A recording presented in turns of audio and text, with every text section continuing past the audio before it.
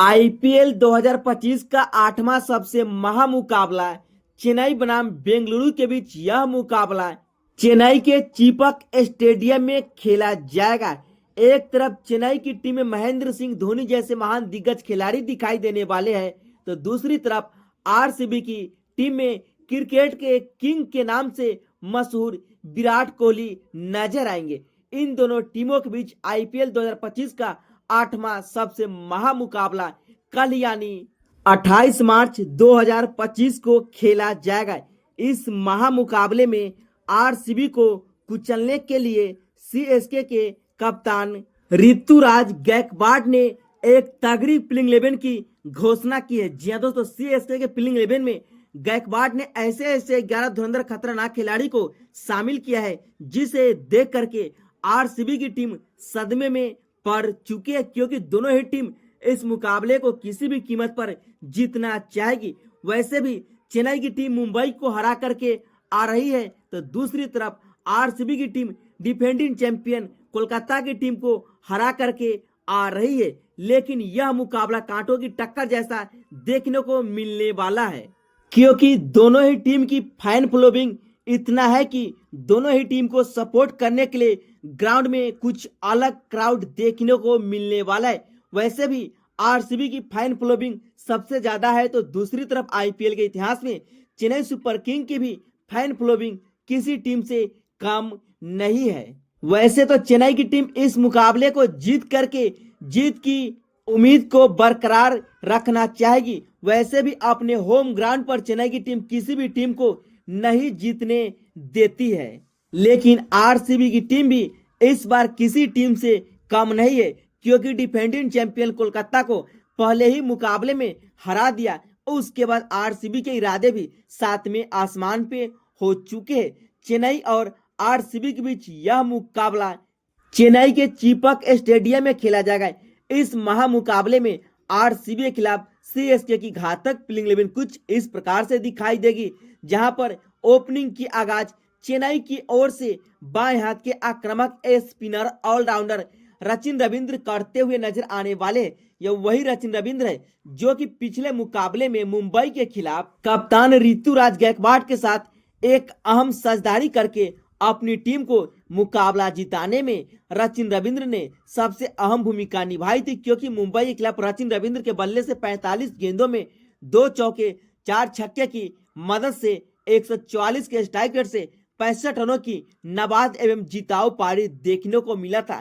तो ऐसे में रचिन रविंद्र फिर से अपने होम ग्राउंड पर आरसीबी के खिलाफ कमाल दिखाते हुए नजर आएंगे अपने आक्रामक एवं इम्दा बल्लेबाजी के दम पर। वैसे भी आरसीबी के खिलाफ बल्लेबाजी करना पसंद करते हैं, तो ऐसे में सीएसके फैंस की निगाहें फिर से रचिन रविंद्र की आक्रामक एवं धमाकेदार बल्लेबाजी पर होने वाली है, क्योंकि एक बेस्ट बल्लेबाज होने के नाते एक बेस्ट फील्डर भी कहलाते हैं।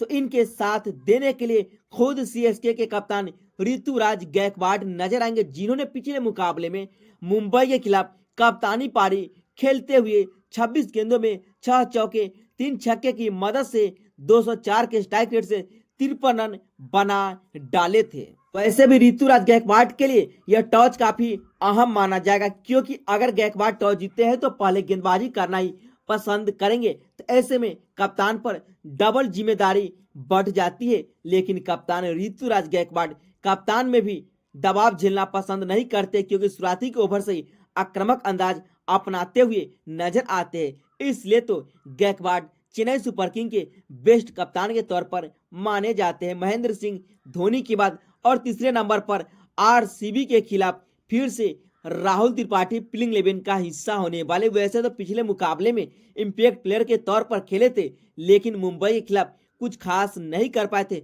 लेकिन देखने वाली बात यह होगी कि आखिरकार आरसीबी के खिलाफ चेन्नई की ओर से ऋतुराज गायकवाड किस अंदाज में बल्लेबाजी करते हैं।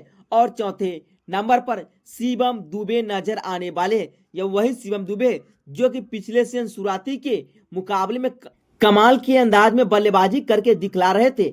वैसे भी दुनिया की सबसे बेस्ट फिनिशर बल्लेबाजों में से एक माने जाते हैं। जब इनके सामने स्पिनर गेंदबाज आते हैं तो इनके इरादे सातवें आसमान पे चले जाते हैं और एक ओवर में 2 से 3 छक्के जड़ते हुए नजर आते, लेकिन मुंबई के खिलाफ 7 गेंदों में सिर्फ और सिर्फ 9 रनों की पारी खेली थी, एक छक्के की मदद से। लेकिन आरसीबी के खिलाफ तो इन्हें कमाल दिखाना होगा अपने बल्लेबाजी के दम पर।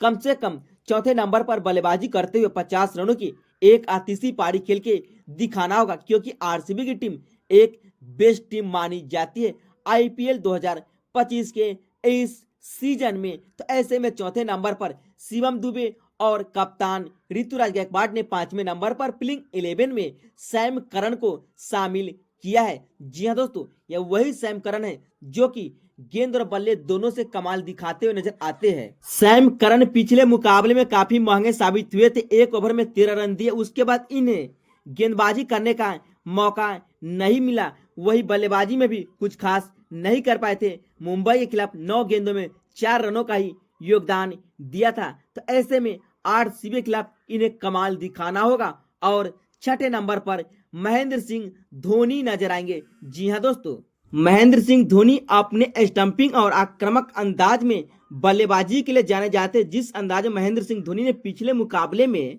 0.12 सेकेंड में स्टंप आउट किया, वह काबिले तारीफ मानी जा रही है 43 साल की उम्र में भी। इसलिए विकेट कीपर बल्लेबाज के तौर पर महेंद्र सिंह धोनी सबसे बेस्ट विकेट कीपर बल्लेबाज माने जाते हैं। जब महेंद्र सिंह धोनी आखिरी के क्षणों में बल्लेबाजी के लिए आते हैं तो अपने आक्रामक अंदाज में बल्लेबाजी के दम पर लंबे लंबे छक्के लगाते हुए नजर आते हैं।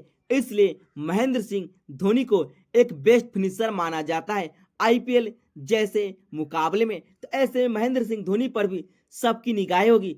चेन्नई के चीपक स्टेडियम में महेंद्र सिंह धोनी के नारे गूंजते हुए नजर आते हैं जब यह ग्राउंड में बल्लेबाजी के लिए आते हैं। तो इसलिए महेंद्र सिंह धोनी को थाला पोरिजन के नाम से भी जाने जाते हैं।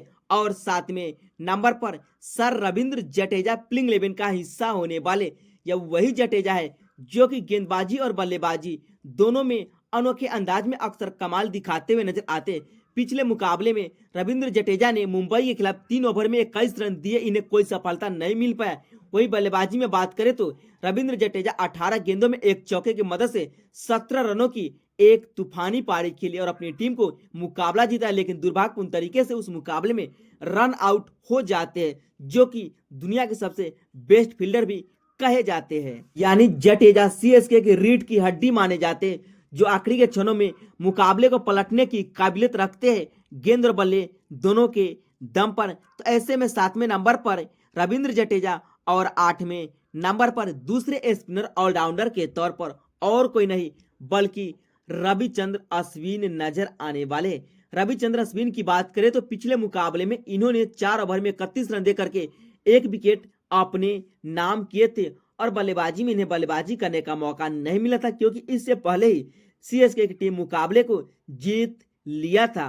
और 9वें नंबर पर पहले खतरनाक तेज गेंदबाज के तौर पर मतीसा पथिराना नजर आएंगे। मतीसा पथिराना की बात करें तो पिछले मुकाबले में नहीं खेल पाए थे, लेकिन आरसीबी के खिलाफ नाथन एलिस की जगह पर मतीसा पथिराना प्लेइंग 11 का हिस्सा बन चुके हैं, क्योंकि आरसीबी की टीम एक तगड़ी टीम है जहां पर मतीसा पथिराना अपने आक्रामक गेंदबाजी के दम पर चेन्नई के चीपक स्टेडियम में हाहाकार मचाते हुए नजर आएंगे आरसीबी जैसे खतरनाक टीमों के खिलाफ। जी हाँ दोस्तों, शुरुआती के ओवर में विराट कोहली, रजत पाटीदार जैसे खिलाड़ी इनके सामने बल्लेबाजी करते हुए नजर आएंगे, लेकिन वैसे तो यह मिडिल ऑर्डर में गेंदबाजी करना पसंद करते, यानी 10 ओवर के बाद लगातार 4 ओवर गेंदबाजी करते और 20 से 25 रन देकर के 3 से 4 विकेट लेने की काबिलियत रखते हैं। और दूसरे खतरनाक तेज गेंदबाज के तौर पर खलील अहमद नजर आएंगे।